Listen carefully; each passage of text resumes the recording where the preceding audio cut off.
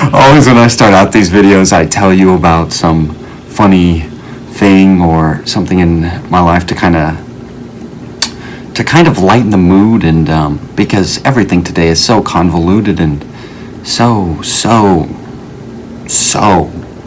politicized. But anyway, this article today is from the Daily Caller. It says Trump says Kim Jong Un sent him a small apology for testing short-range missiles.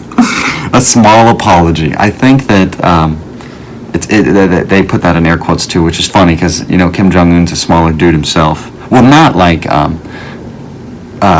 BMI, like body mass index wise, but like in stature or demeanor. I wonder what. Anyway, so if we get started, let's get started because I think we should. And yeah, let's get rolling. So, President Trump said Saturday that negotiations with North Korean dictator Kim Jong Un could begin soon, and that the leader issued a small apology for testing short-range missiles. Okay, let's see what they have to say. In a letter to me sent by Kim Jong Un, he stated, very nicely, of course this is classic Trump, that he would like to meet and start negotiations as soon as joint U.S.-South Korea exercises are over. It was a long letter, much of it complaining about the ridiculousness and expensive exercises, Trump wrote Saturday on Twitter. So this is President Trump right now. In a letter to me sent by Kim Jong Un, he stated very nicely, okay, so we already saw that. It was also a small apology for testing the short-range missiles, so who knows if he actually apologized, and that this testing would stop when the exercises end. I look forward to seeing Kim Jong Un in the not-too-distant future. A nuclear-free North Korea will lead to one of the most successful countries in the world, he continued. And this is Trump trying to press that Two Worlds movie that he sent them, because if you don't remember a while back, I think you can probably find it on YouTube actually. It's President Trump or his staff cut a video of like two divergent futures for North Korea. One was like, the path they're going now where nobody has any food and, all that good stuff. And then the second path is like prosperity and commerce and all that good stuff. So, anyway, let's keep reading. The South Korean military said North Korea launched 2 short-range ballistic missiles into the sea Saturday, reported the AP. This comes after Kim said Wednesday that the country's ballistic missile test Tuesday was a warning to South Korea and the U.S. during its joint drill. North Korea normally reacts strong to annual exercises by the U.S. and South Korea. So, I guess that's it already? Man, it was a short article. That was a very short article. Goodness gracious. So yeah, normally reacts strongly to annual exercises by the U.S. and South Korea. So let's talk about North Korea for a second, because obviously we all know that it's basically a gulag state over there, to tell you the truth. I mean, it's from all reports, horrible for pretty much everybody other than Kim Jong Un. And that is, it sucks, really, because it seems like the collective economic power of that country, their brain power is not being used, in a way that can be not profitable, but can bring prosperity to their society. I mean,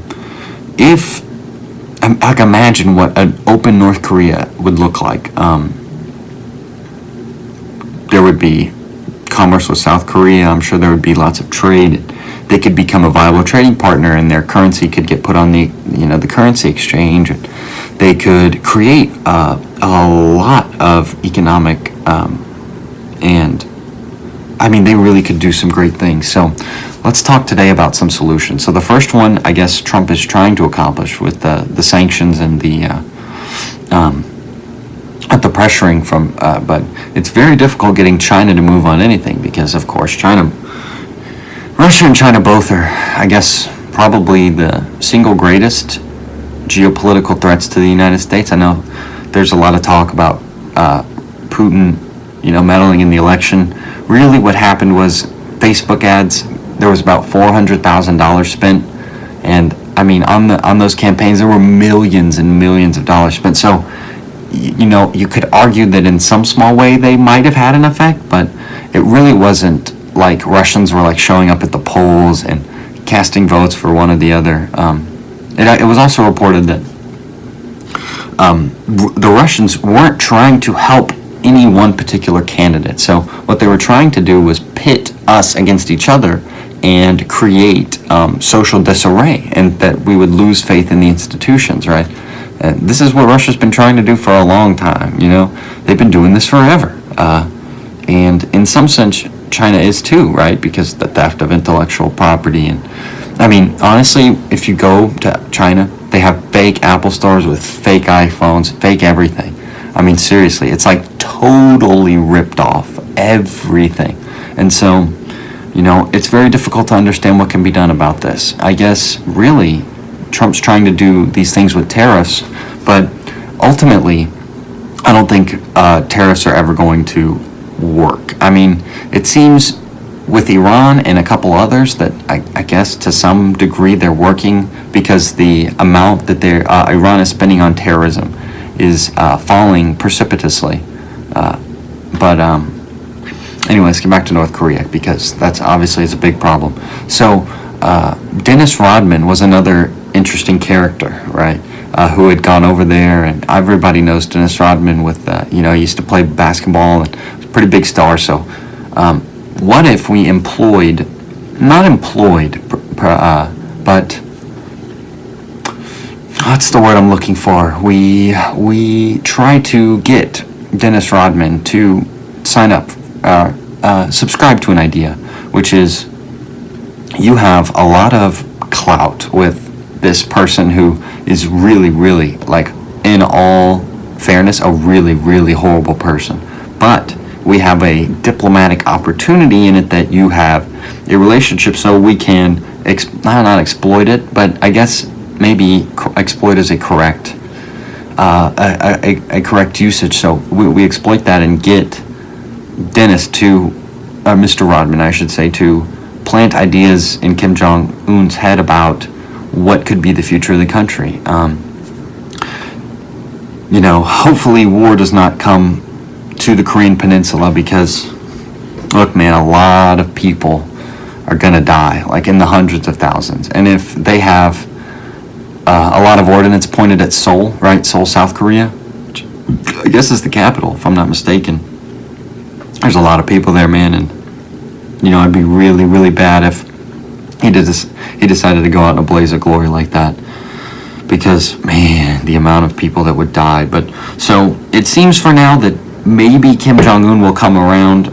You know, he's still obviously a really, really bad person, but maybe Trump is just crazy enough to push him over the edge and be like, look, this dude's a freaking loose cannon, and there's no way I can deal with that, so why not come to the table and do something great for my country? I think that if we change his mind about what, maybe naively I think this, but if we can change his mind about a vision of North Korea, then I think that we can bring peace and prosperity to that part of the world. But anyway, as always, please comment below if you think you have solutions, and if you think that my solutions were not up to snuff, or maybe you have a different solution that you would have suggested, or maybe I didn't put a fine point on anything. Please do tell me in the comments below, because I really do appreciate your feedback, however negative or positive it may be, because it all helps in the end. So once again, please like, share, and subscribe to Solutions Focused, and I will see you soon.